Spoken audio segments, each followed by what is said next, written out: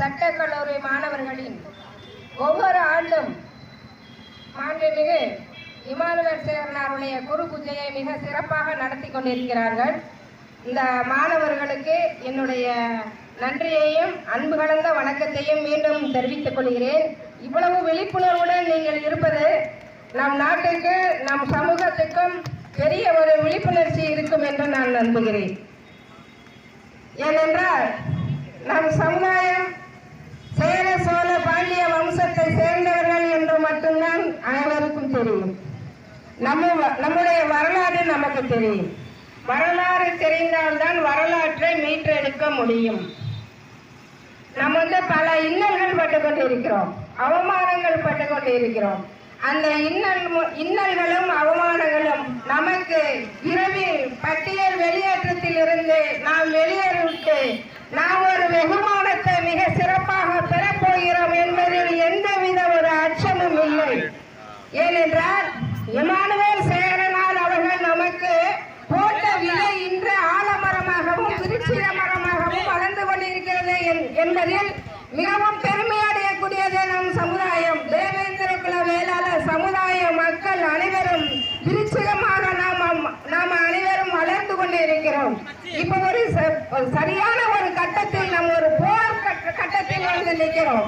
போர் என்றால் நாம் பட்டியல் வெளியேற்றத்திற்கான ஒரு பெரிய சமூக நீதியை கடைபிடிப்பதற்காக நாம் போராடி கொண்டிருக்கிறோம். எனவே நம்முடைய சமூக முன்னேற்றத்திற்கு நம்முடைய ஒற்றுமை மிகவும் அவசியம். அந்த ஒற்றுமைக்கு எடுத்துக்காட்டாக திகழும் நம் சட்டக்கல்லூரி மாணவர்களுக்கு மக்கள் நாம் வசித்துக் கொண்டிருக்கிறோம். உழுதுண்டு வாழ்வாரே வாழ்வார், மற்ற நாம் தொழுதுண்டு பின் செல்வார். நமக்கு பின்னாடிதான் தமிழ் காலத்தில் இருந்து கொண்டுவிட்டு நம்முடைய வளர்ச்சி அடைந்து கொண்டிருக்கிறோம் என்றால் நீர் மேலாண்மையில் இருந்து மற்ற நாம் நில உடைமையாளர்கள் என்பது அனைவருக்கும் தெரிந்த ஒன்றுதான். நில உடைமையாளர்கள் நிலத்திற்கு சொந்தக்காரர்கள். எனவே நாம் மேல் பள்ளத்தாக்கிலிருந்து வசித்து பள்ளமான நிலங்களையே நாம் உழவு செய்து பயிர் நட்டோம். கோயிலை சாமியை நாட்டி செல்வார்கள், சென்று கொண்டிருக்கிறார்கள். ஆனால் இறைவனை நம்மிடம் வந்து நம்மை பார்ப்பதற்காக வந்து நம்முடன் சேர்ந்து நடவு நட்டு நாம் சத்திரிய வம்சத்தை சேர்ந்த சிவகோத்திரத்தை சேர்ந்த நாம் எப்படி பட்டியலில் சேர்க்கப்பட்டோம். இன்னும் சிலர் இருக்கிறார்கள். சத்திரிய வம்சத்தை சேர்ந்த தேவேந்திர குல வேளாளர்கள் வாழ்வால் பயணமாக சென்று கொண்டிருப்பது பட்டியல் வெளியேற்றமே. இந்த பட்டியல் வெளியேற்றத்தில் 1936 நம்முடைய சூழ்ச்சியின் காரணமாக, பிரிட்டிஷ்காரர்கள் சூழ்ச்சி, காங்கிரஸ்காரர்கள் சூழ்ச்சியின் காரணமாக நாம் ஒரு அட்டவணையில் சேர்க்கப்பட்டோம்.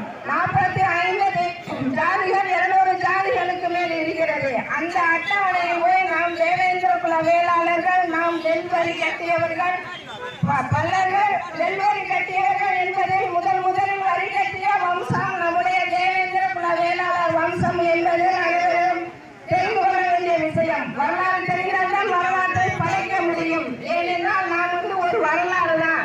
நம்ம அந்த வரலாற்றை எழுதுவதற்கோ வரலாற்றை படிப்பதற்கோ எந்தவித ஒரு அச்சமும் இல்லை. ஏன்னா நம்மளே ஒரு வரலாறு தான்.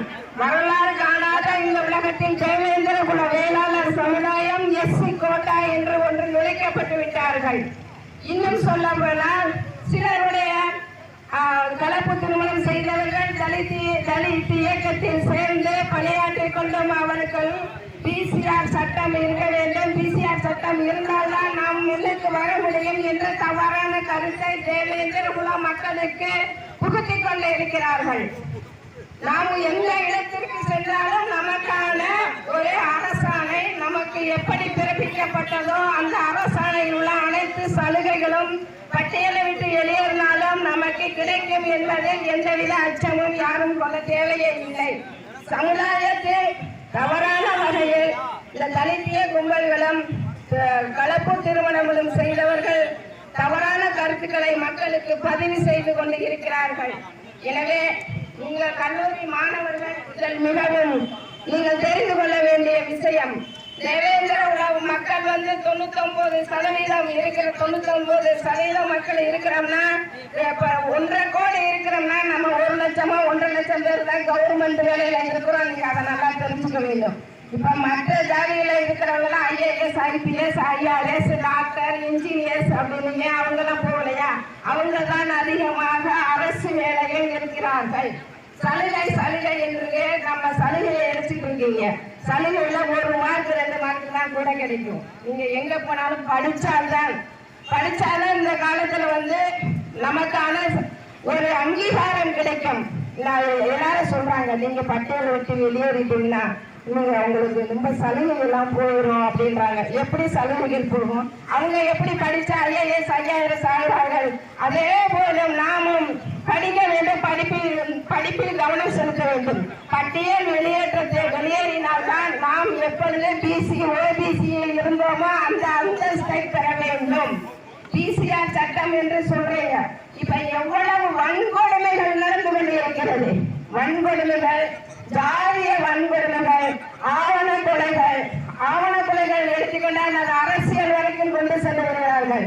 தேவேந்திர குல வேளாளர் சமுதாய மக்களே, ஆவண கொலைக்கு ஏன் நீங்கள் போகிறீர்கள்? நம்ம தேடி யார் வந்தாலும் அவர்களுக்கு புத்தி சொல்லும் அளவிற்கு நாம் வந்து ஒரு வம்சத்தை சேர்ந்தவர்கள்.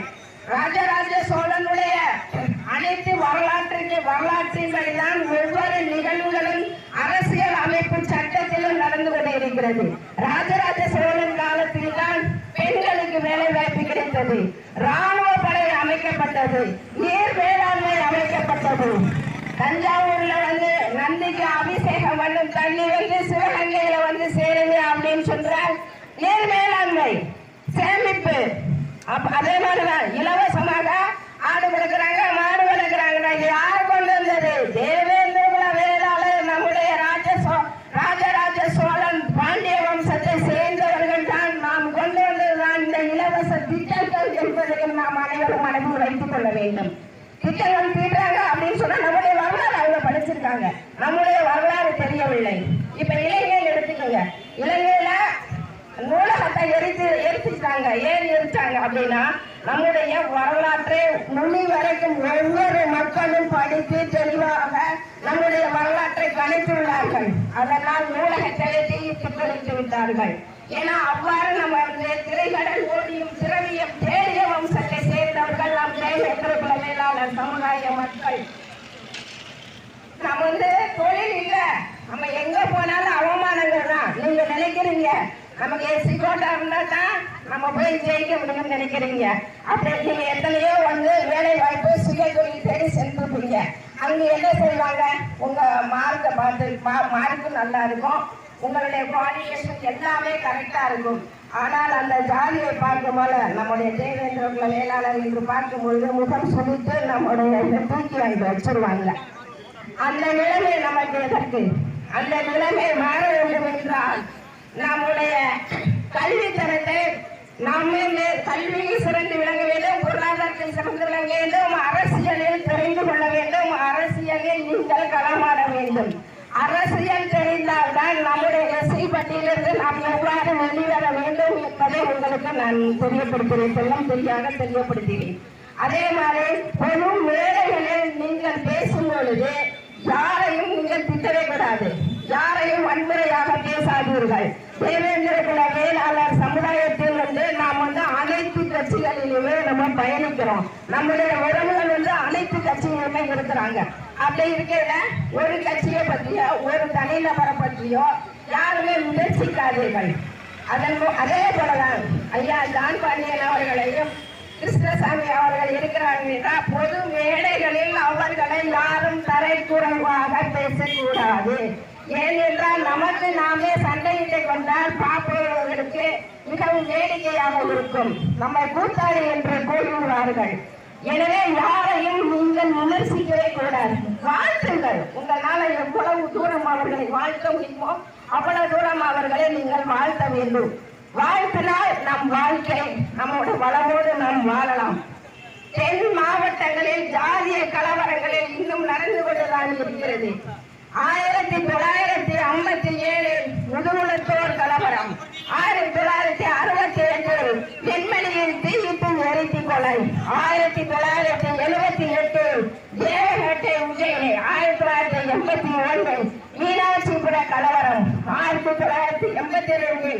ஐயாபுர கலவரம், 1989 கோடி ஜேனி கலவரம், 1994 மாடகொண்டை சுப்பு படுகொலை, 1995 கொடியூர் கலவரம், 1997 துறையூர் கலவரம், 1997 98 தேவிப்பட்ட கலவரம், 1999 தாமிரபரணியின் துப்பாக்கி சூடு, 2011 பரமக்குடியின் துப்பாக்கி சூடு, 2017 கட்டணத்தம் படுகொலை.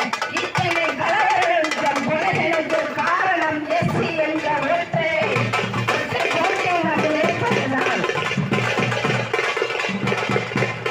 பொருளாதாரம், பண்பாடு, சுதந்திரம், சோசியல், எக்கனாமிக்கல் என்ற நாம் அனைத்து துறைகளிலும் சிறந்து விளங்க வேண்டும் என்றால் நீங்கள் கட்டாயம் அரசியலும் கற்றுக்கொள்ள வேண்டும். 450 கோயில்களுக்கு மேல் பரிவட்டங்களும் முதல் மரியாதையும் வழங்கப்படும். நாம் எஸ்சி என்ற பட்டியலிலிருந்து வெளியேற நம்முடைய சட்டக் கல்லூரி மாணவர்கள் அனைவருக்கும் நான் ஒரு வேண்டுகோள் வைக்கிறேன். நீங்கள் மிகவும் சுருட்டை எடுத்து எஸ்சி பட்டியலில் இருந்து வெளியேறுவதற்கு உங்களுடைய கிராமங்களில் உள்ள படைக்கோடி மக்களுக்கும் எடுத்து சொல்ல வேண்டும். அதே மாதிரி இன்னமுமே நிறைய தேவேந்திர குல வேளாளர் என்ற சர்டிபிகேட்டை மாற்றாமல் இருந்தீங்கன்னா கண்டிப்பாக அந்த சர்டிபிகேட்டை மாற்ற சொல்லி ஒவ்வொரு கிராமங்களுக்கும் நீங்கள் போய் சொல்ல வேண்டும் என்பதை தெரிவித்துக் கொள்கிறேன். நேரத்தின் அருமை கருதி என்னுடைய உரையை முடித்துக் கொள்கிறேன். எனக்கு இந்த வாய்ப்பளித்த சட்டக்கல்லூரி மாணவர்கள்